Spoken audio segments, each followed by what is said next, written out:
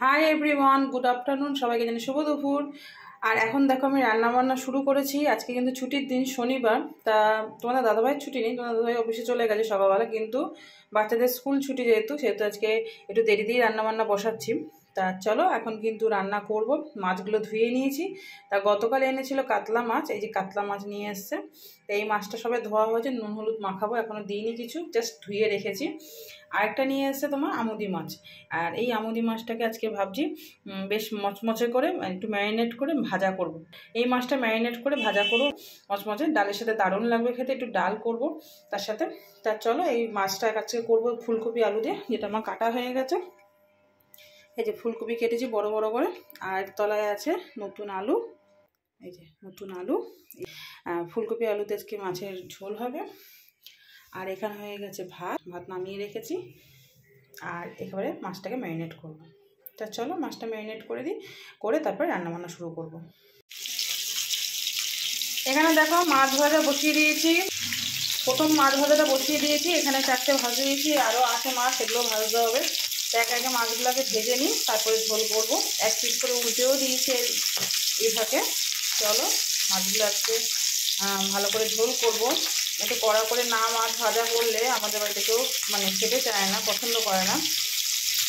তা চলো আমি যেন কড়া করে মাছ ভাজি, সে ভাজা খাক আর তোমার ঝোলে দিই, যেতেই দিই মাছ একটু কড়া করে ভাজি আমি। চলো মাছ ভাজা হোক, তারপর ঝোলটা বসাবো।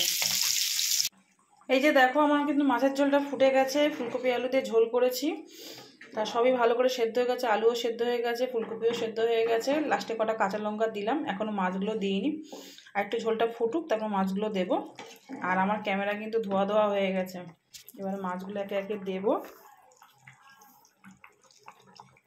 একদম ক্যামেরাটা সামনে নিয়ে যাওয়া যাচ্ছে না, এই চলে যাচ্ছে মাছ। একে একে মাছগুলো দিয়ে দিচ্ছি ঝোলে, দিয়ে মাছের ঝোলটা ভালো করে ফুটিয়ে আর নামিয়ে নেবো। একদম পাতলা করে ঝোল করেছি ফুলকপি আলু দিয়ে। তোমরা কারা কারা এই ধরনের ঝোল খেতে ভালোবাসো অবশ্যই কিন্তু কমেন্ট করে জানিও। আজকে তোমরা কে কী রান্নাবান্না করলে পারলে কমেন্ট করে জানিও। আর কোনো দিন নিরামিষ খাই, কোনো দিন নিরামিষ খাই না, ডিপেন্ড করে। যেদিনকে আমি পুজো দিই সেদিনকে আমি নিরামিষ খাই। পুজো বলতে বড় বাবাকে যেদিনকে পুজো দিতে যাই সেদিনকে নিরামিষ খাই, তাছাড়া খাই না শনিবার দিনকে।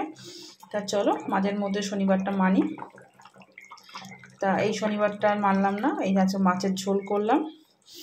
আর এখনও ওই মাছটা ম্যারিনেট করে রেখেছি, ওটাকে এখন ভাজবো আর একটু ডাল করব, তাহলে আমার রান্না কমপ্লিট হবে।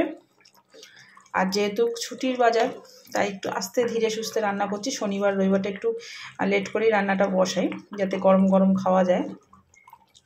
চলো এখানে মাছগুলো দেওয়া হয়ে গেছে ঝোলের মধ্যে, একটু ভালো করে ফুটুক, তারপরে আমি ধনেপাতা দিয়ে, এই যে ধনেপাতা রেখেছি কেটে, ধনেপাতা দিয়ে নামিয়ে নেবো।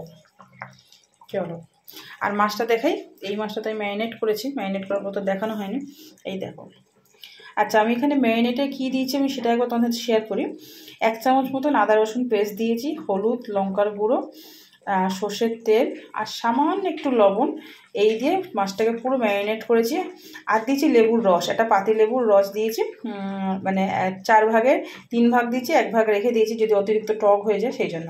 আর লবণটা কিন্তু সামান্য দিয়েছি, এই দিয়ে ম্যারিনেট করে রেখেছি। লেবুর রসটা কিন্তু অতি অবশ্যই দিতে লাগবে। আর ইচ্ছা আছে একটুখানি ধনেপাতা দেবো, দেখি ধনেপাতাটা লাস্টের দিকে অ্যাড করবো, এখন অ্যাড করবো না। চলো ঝোলটা ফুটুক, এবার লাস্টের দিকে ধনেপাতা দিয়ে নামিয়ে নেবো। চলো দেখাচ্ছি তারপর। চলো এখানে কিন্তু আমুদি মাছ ভাজা বসিয়ে দিয়েছি, সবে মাত্র দিয়েছি 1 চালান, এখন অনেকটা ভাজতে হবে। এখানে প্রায় 600 মতন মাছ আছে, তাই মাছটাকে পুরো ভেজে নিতে হবে। তা অনেকটাই মাছ আছে, এখনও ভাজতে সময় লাগবে। আর এবারে ডালটা বসিয়ে দেবো, কারণ এইসব মাছগুলো জানো তো ডালের সাথে ভীষণ ভালো লাগে, বিশেষ করে পেঁয়াজের ডালের সাথে।